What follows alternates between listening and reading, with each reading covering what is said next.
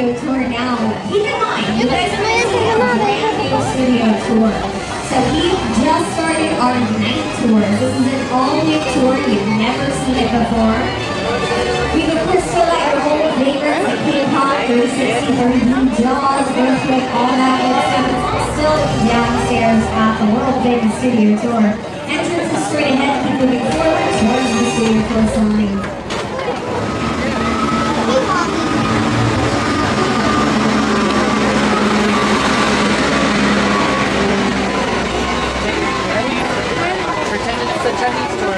Oh my gosh. Right? Don't hurt me.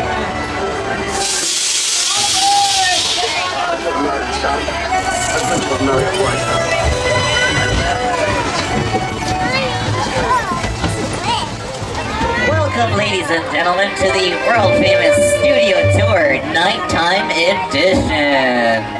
My name's Lewis, and I'll be your guide tonight as we lift the veil of secrecy on some of Hollywood's hottest filming locations.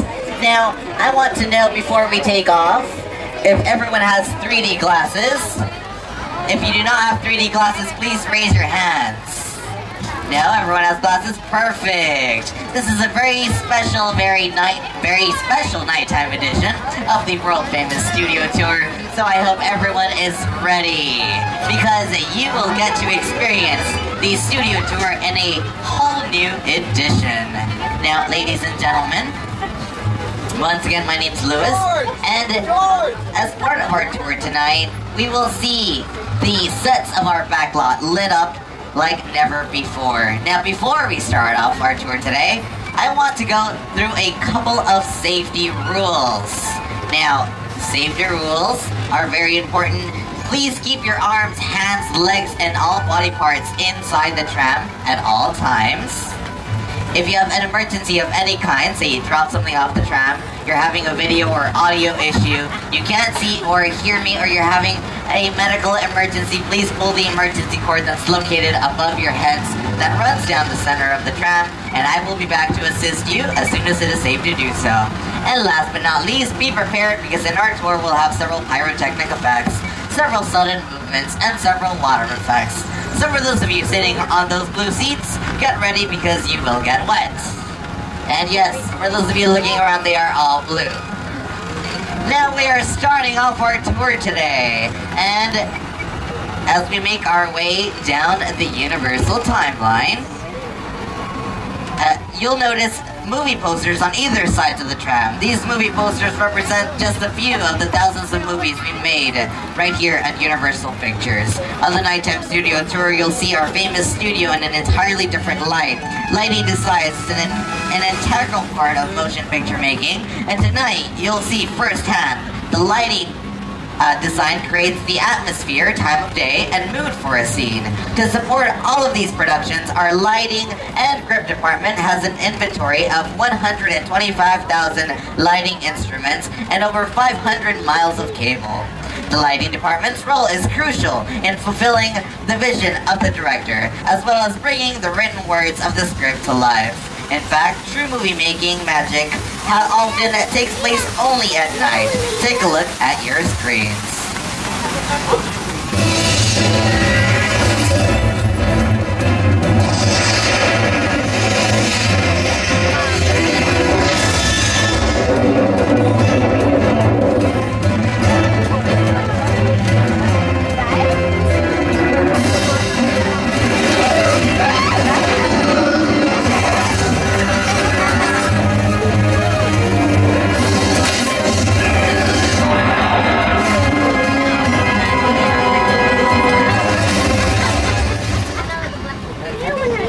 That's right, ladies and gentlemen, some of Hollywood's biggest films were made by Universal Pictures.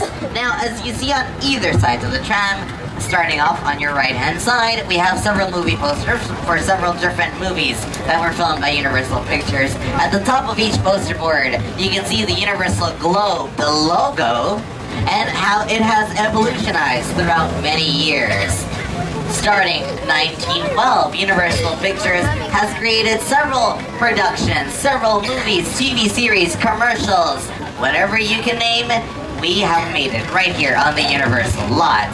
Now, coming up on your left-hand side is Soundstage 12. Currently, it's home to NBC's hit singing competition, The Voice, but it's also been a home to some of the most iconic scenes in movie history. Sometimes big exterior scenes are filmed on our backlot, as well as inside of our sound stages.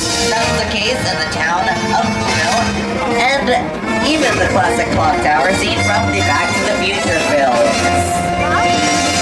And currently, it is home to NBC's hit singing competition, The Voice, with judges Gwen Stefani, Pharrell Williams, Adam Levine, Blake Shelton, Christina Aguilera, and CeeLo Green.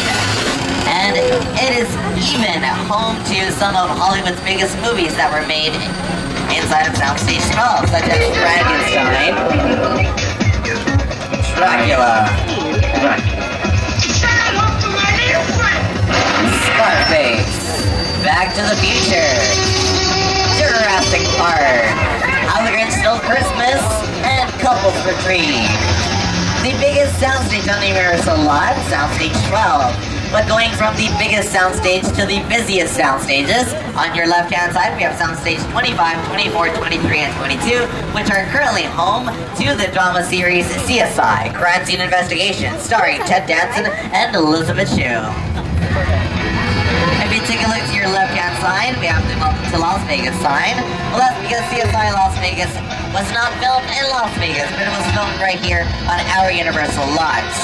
And why? Well, because it would be incredibly expensive for us to rent out a casino, pay them all of the revenue money that they're losing for the entire day. So instead, what we do is we recreate the scenes right here inside of the Universal stages. Now, also on your left-hand side, we have Soundstage 27, which is currently the home to The Mindy Project, starring Mindy Kaling. The Mindy Project first aired in September of 2012, and it's currently in its third season, starring Mindy Kaling. The Mindy Project airs on Fox, but is produced by Universal Television. This is good, Jenny. It's being hot. No, it's not hot.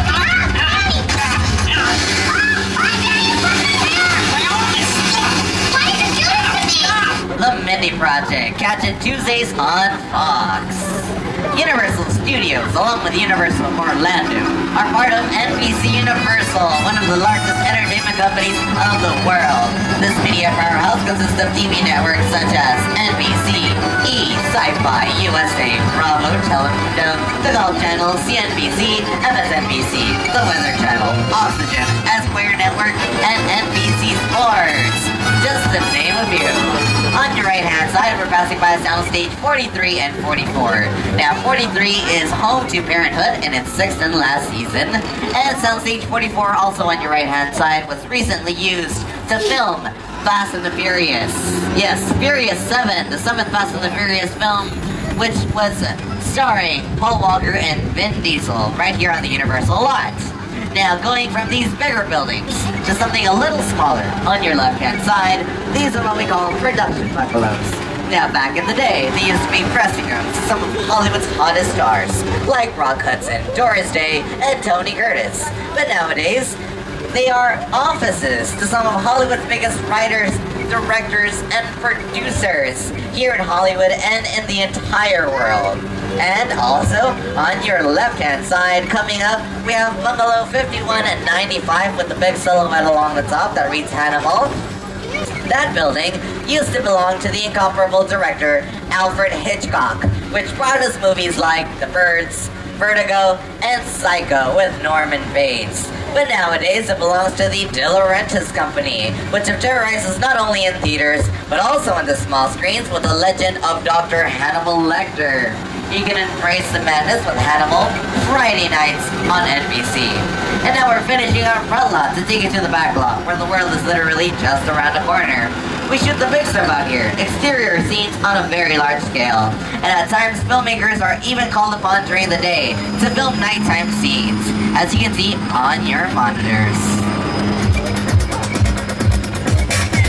That's exactly what we did for the film Streets of Fire, where the lighting and script departments created over a mile of special black fabric to completely cover our entire metropolitan sets.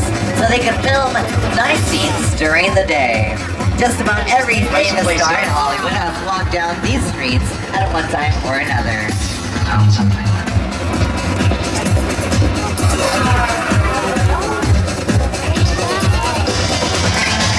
And as a matter of fact, on your right-hand side, we have our Brownstone Street, which you can see on your monitors in Bruce Almighty, starring Jim Carrey and Jennifer Aniston. Outside good! Inside bad, outside good!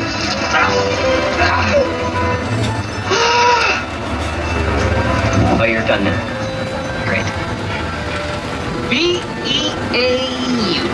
Not only have famous stars appeared on these sets, but famous cars as well. Take a look at your screen. Back in 1985, a multiplying sent Marty McFly and his time-traveling DeLorean back to the future.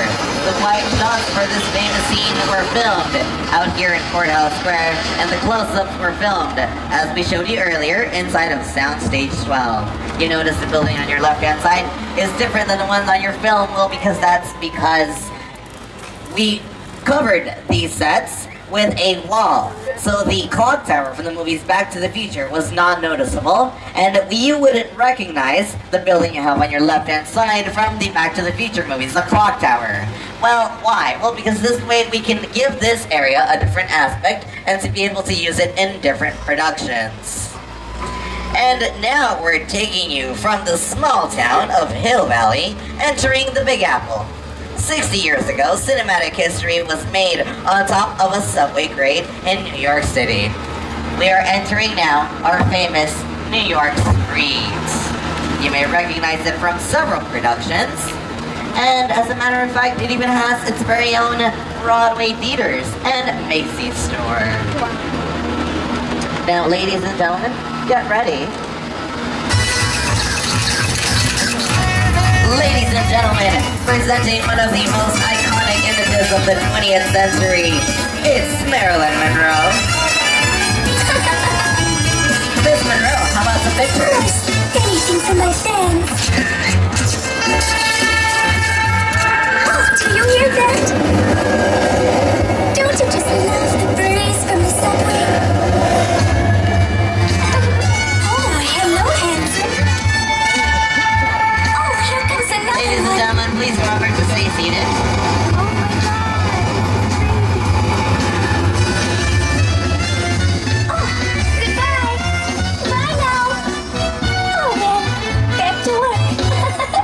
Thank you, Miss Monroe. To create the iconic scene from the 7-year age, it took an entire night of filming on location in New York City. Even with all that work, the filmmakers still couldn't get it right. The scene you see in the movie was actually shot inside of a soundstage in Hollywood. But now back to our New York streets. And as a matter of fact, you may recognize our famous New York Street from productions such as Captain America, The First Avenger, The Amazing Spider-Man, and Transformers, or TV series such as The Mindy Project, NCIS, CSI, Criminal Minds, Revenge. They were all filmed right here on the Universal lot. Now these are what we call facades. They're only the fronts and the sides of the building. If you take a look to your left-hand side, you can see that the interior of these sets are completely empty. There is nothing inside of these sets. Now why? Well, because all of the scenes that we film inside of these sound stages, inside of these facades, are actually filmed inside of the sound stages. But now leaving the metropolitan jungle behind to take you to the actual jungle with King Kong, directed by Peter Jackson. It's the original King Kong that made me want to direct movies. I saw that movie on TV when I was about 8 or 9 years old, and I wanted to become a filmmaker. I like films that just take you away from your real life and sweep you up an adventure. Kong literally does it. I mean, you're on board the ship, you're sailing to a lost island, you're encountering monsters and creatures from, prehistoric times. So I was thrilled when Universal invited me back to Skull Island, and it's great to have you along for the ride. Now we have created this 3D immersive experience, so you're going to have your glasses ready. Don't put them on yet, just have them in your hand because we're about to return to Skull Island.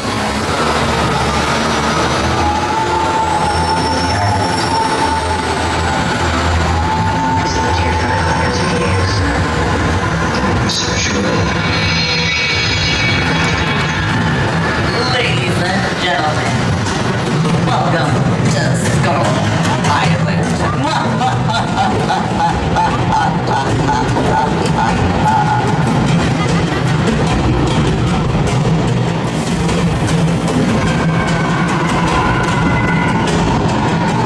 Okay, glasses on everybody. We're back in Skull Island.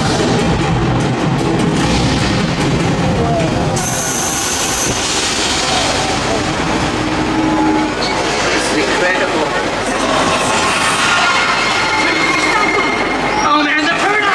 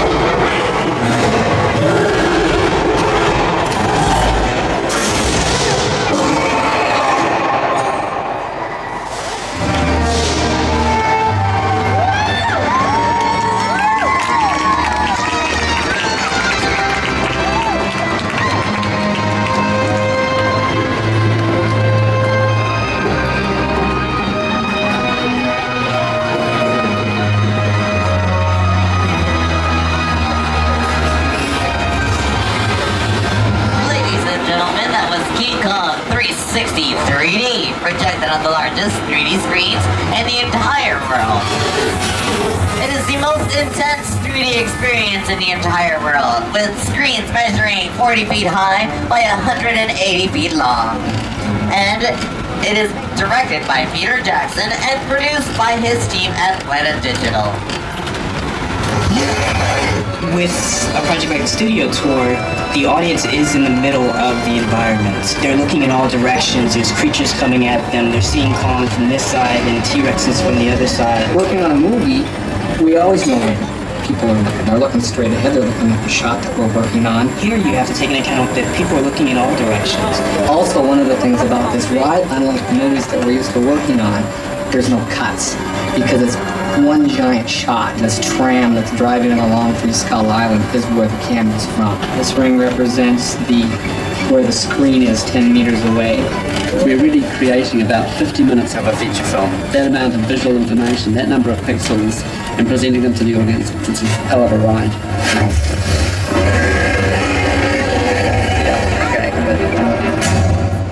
But as you may have noticed, our tram was actually part of the production. It was part of King Kong 360 3D.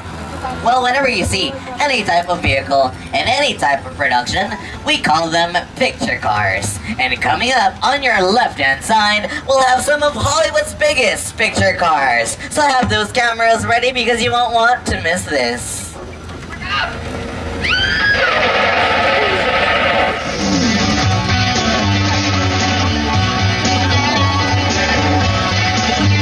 The Ford Cobra kit car from Knight Rider, and the Ferrari from Magnum PI. If you're looking for the DeLorean, it's in our lower lot of the Universal Experience across the street from Transformers. We have the Flintstones cars. But we can't forget about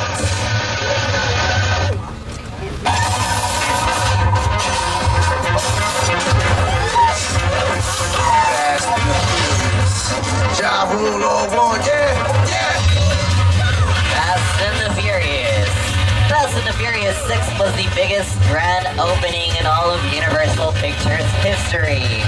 And Furious 7 was recently released April 3rd, 2015. One of Universal Pictures' biggest franchises. And taking you from one of the biggest franchises to another, to an island off the coast of Costa Rica. Welcome to Jurassic Park. Thank you, sir. That's right, ladies and gentlemen. Welcome to Jurassic Park. Now, several of the items you may see on either side of the tram were used for the Steven Spielberg Jurassic Park films. And on your left-hand side, we have the mobile lab unit.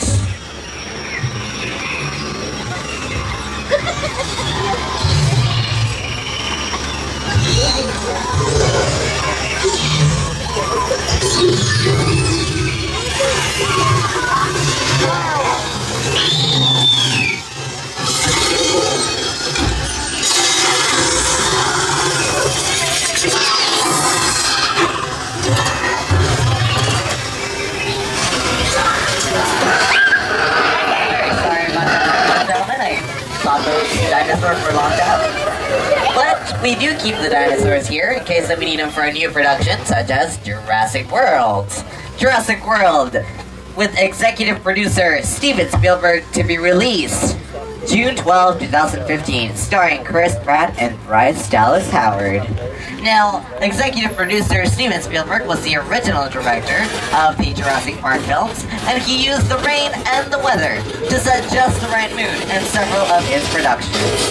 Now, unfortunately, here in sunny Southern California, we don't get much rain, so we have to recreate our own rain.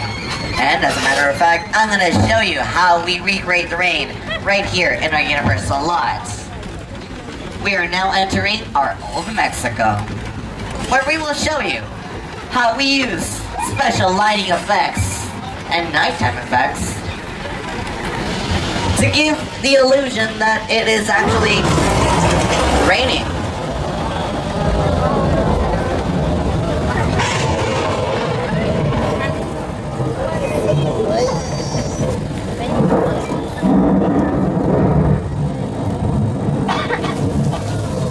As you can see on your left-hand side, we use an overhead sprinkler system to shoot the water straight up into the air.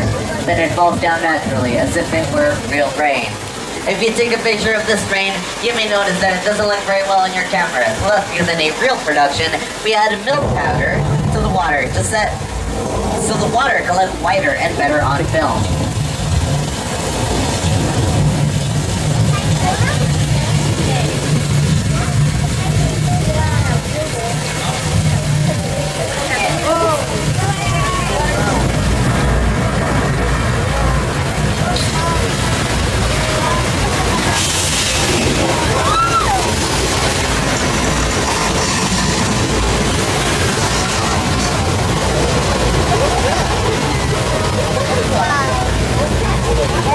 That, ladies and gentlemen, is our famous flesh flood, which you can actually see in the productions, such as Big Fat Liar, and a music video by Lady Gaga called Judas.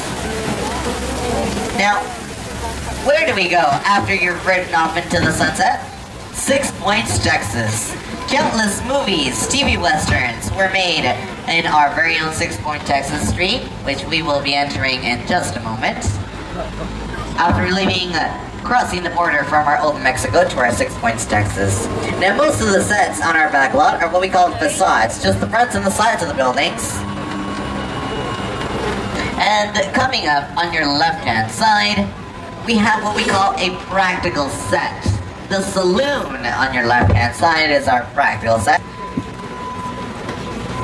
which it means it has a full interior, and many of Hollywood's biggest Western stars like Jimmy Stewart and John Wayne.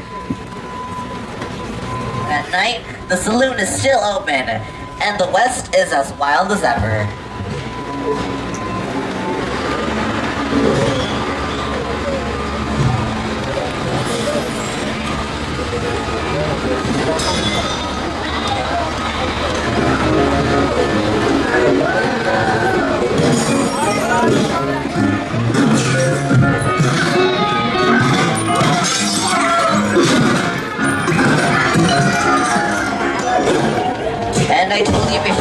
that the world is literally just around the corner on the Universal backlot.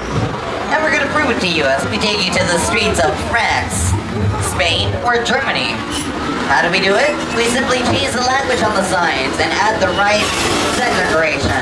And presto, we're about to enter Little Europe, where more nighttime filming has taken place than any other spot on the Universal backlot. Why? Because this is where the horror movie genre was born. The year was 1931 and the film was Frankenstein. Now, one of the most important horror films ever made was Frankenstein. Being out on these historic and creepy sets at night, you can almost hear the angry villagers, pitchforks, and torches in hand, on the hunt for Dr. Frankenstein's monster. Get ready, ladies and gentlemen, we are about to enter our Little Europe.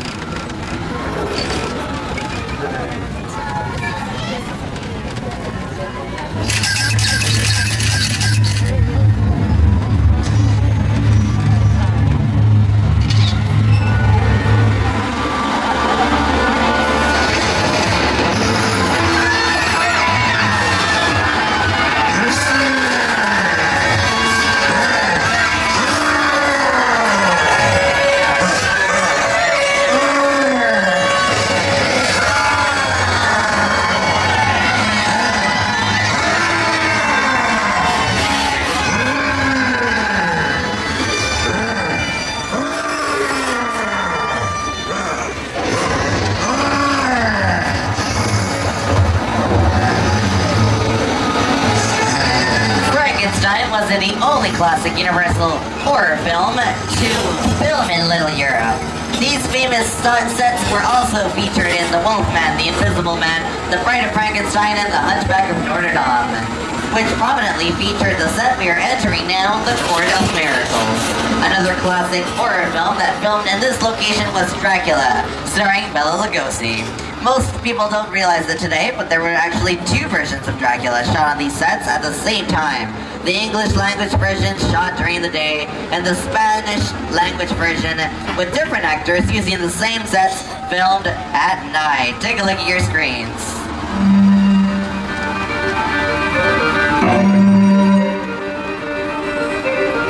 I am Dracula. Soy Dracula.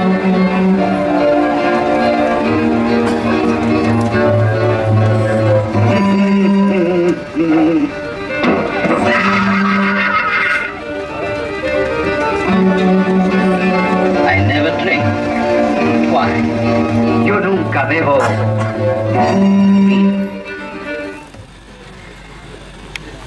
And now we are entering what we call Soundstage 50. Now, Soundstage 50 is a hot set. It's fully dressed, fully equipped, and ready for filming at any time of the day. And you can see it live on this episode of Bones.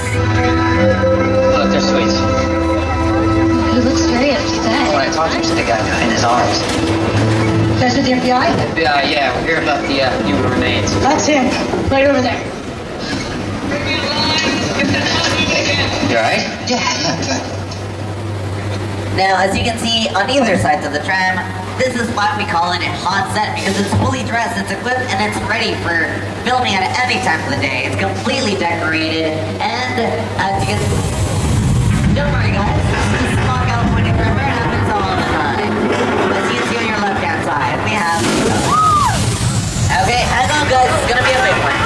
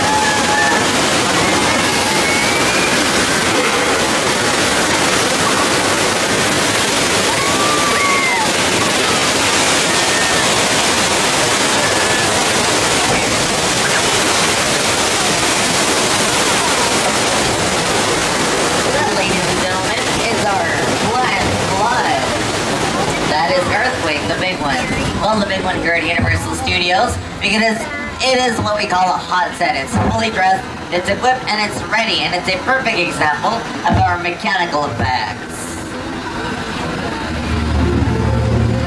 We're about to enter Amity, the small New England town terrorized by the man-eating great white shark, and one of Universal's greatest hits, Jaws.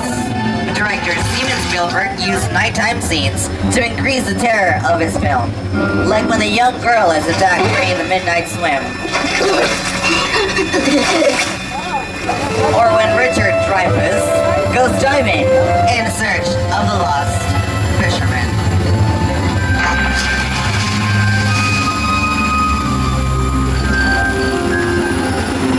Welcome to Amity Island.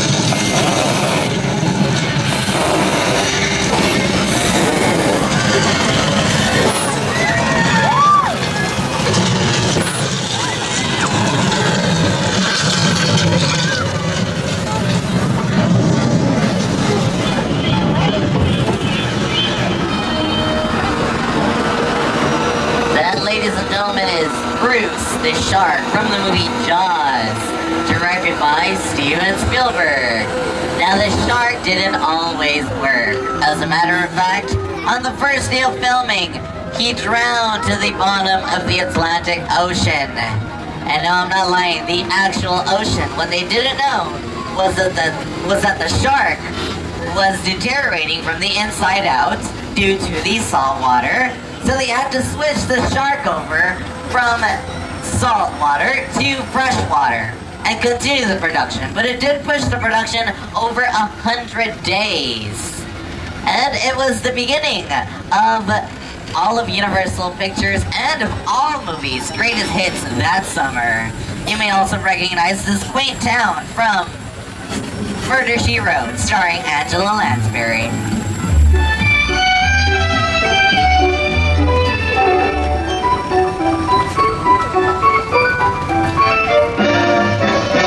Yes, Amity was Cabin Cove once in the series Murder, She Wrote. By going from the beach to the countryside, we're gonna take you to our chicken ranch. Now, our chicken ranch is currently on your left-hand side, and right-hand side, I'm sorry, and you can see it on your monitors. It was used for Shout, for Quantum Leap, Beethoven's Fifth, and it was even used for an episode of Desperate Housewives.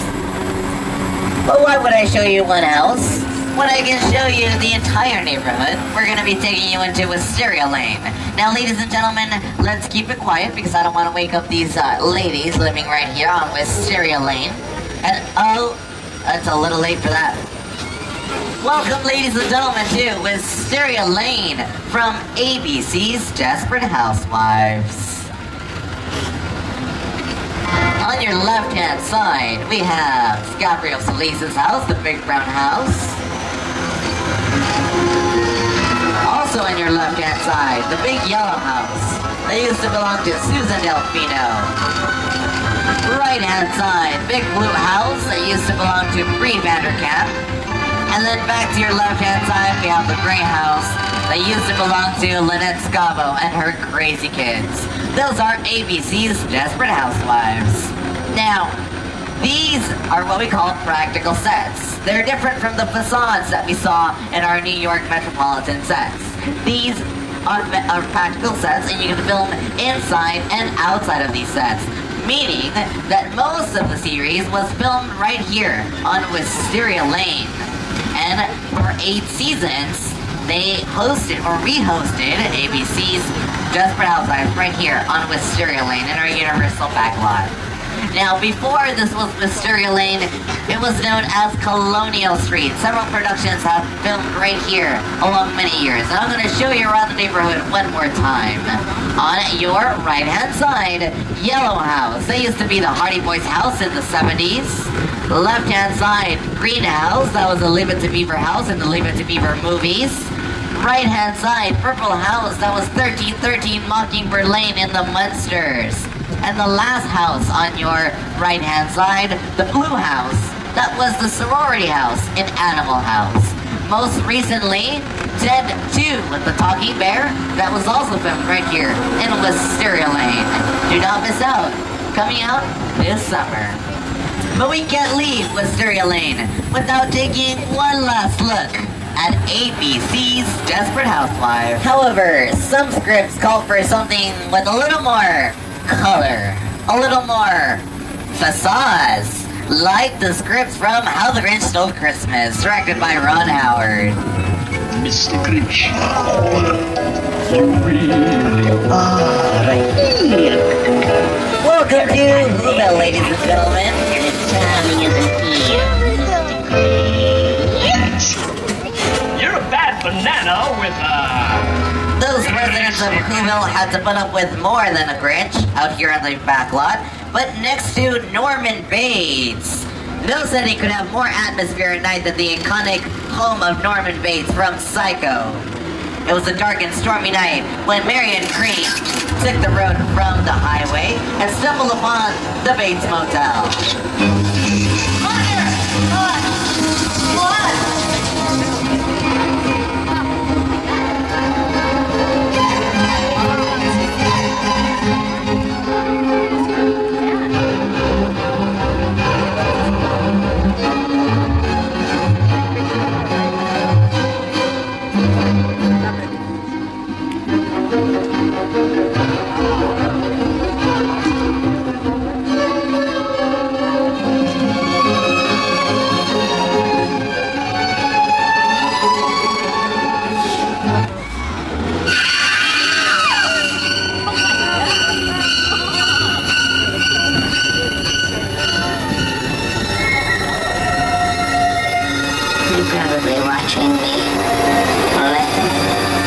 See what kind of a person I am. Coming up on the left is one of the most famous houses still standing in all Hollywood, the Psycho House. This set is creepy enough during the day, but at night it takes a whole different character. They are watching. They'll see. They'll see and they'll know. And they'll say, my she wouldn't even harm a fly.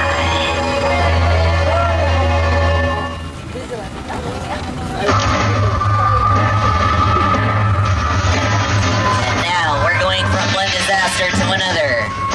Welcome to the spectacular crash site of Steven Spielberg's War of the Worlds.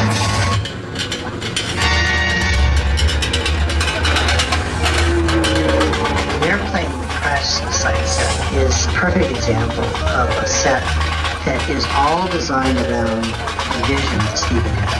To sit down to talk about War of the Worlds, I thought, what if the 747 goes down right in a big neighborhood? Because it's just something you don't see. You're doing good. You're doing good. Keep your eyes on me. That's right. Now listen, I want you to close your eyes, okay? Get them closed.